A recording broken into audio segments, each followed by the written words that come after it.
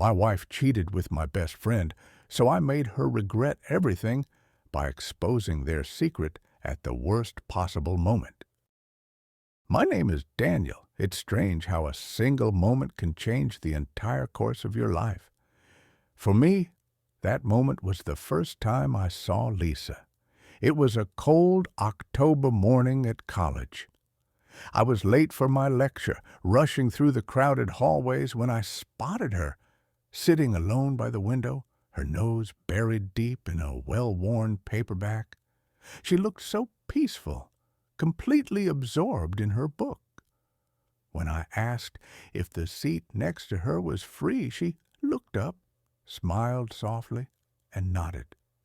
That smile, genuine and warm, was like a spark in a dark room, and from that moment I knew my life was about to change forever. Lisa was a dreamer, a poet at heart, who believed words could change the world. I was the grounded one, a future engineer focused on logic and facts. Our worlds couldn't have been more different, yet somehow they fit together perfectly. We spent countless nights talking about our dreams, hers to write stories that would touch hearts, mine to build something tangible, something real. Our debates ranged from Shakespeare to quantum physics, and every conversation was a thread weaving us closer together.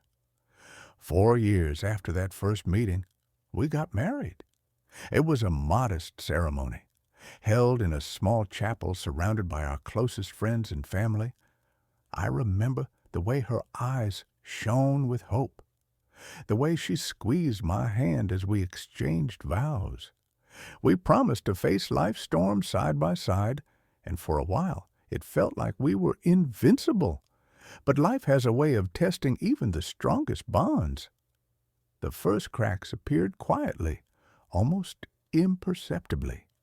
She would forget small promises, miss calls without explanation, her gaze lingering a little too long on her phone. I told myself it was stress, her writing deadlines, my startup's endless demands. But the warmth in her eyes faded, replaced by something I couldn't recognize. One night, after a long day, I found her sitting alone in the living room, staring at her phone with a strange tension in her shoulders. When I asked what was wrong, she shrugged it off, but I could see the weight of a secret in her eyes. My heart twisted in knots.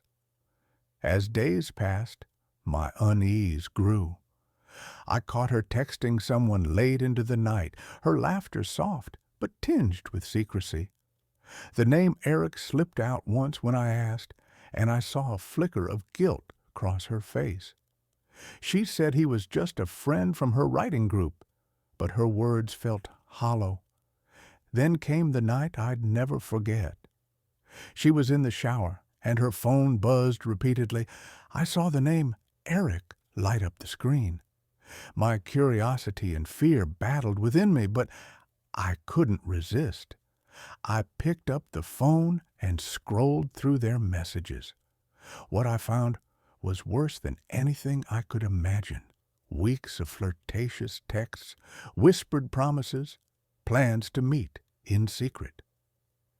Then came the photos, blurry but undeniable. They were at our lake cabin, the very place where I had proposed. In that moment, my world shattered. I didn't confront her immediately. I felt frozen, numb, betrayed beyond words. For days, I put on the mask of the loving husband, cooking meals, sharing smiles, pretending nothing was wrong. But inside, my heart screamed for justice, for revenge. And then I had an idea. Cruel, but necessary. I created Sophie, a woman who was everything Lisa wasn't, confident, independent, living far away. I fabricated her with stolen photos, AI-generated messages, even recorded a voice note. I left my phone unlocked on purpose, baiting Lisa to find out. She took it. The moment she realized I was cheating, her world collapsed. The coldness, the accusations, the tears, They mirrored the pain I had suffered for months. She begged for forgiveness, called it a mistake, said it was emotional, nothing real. But I knew better. Our marriage was over. She left 2 weeks later. I thought I'd feel victorious, free.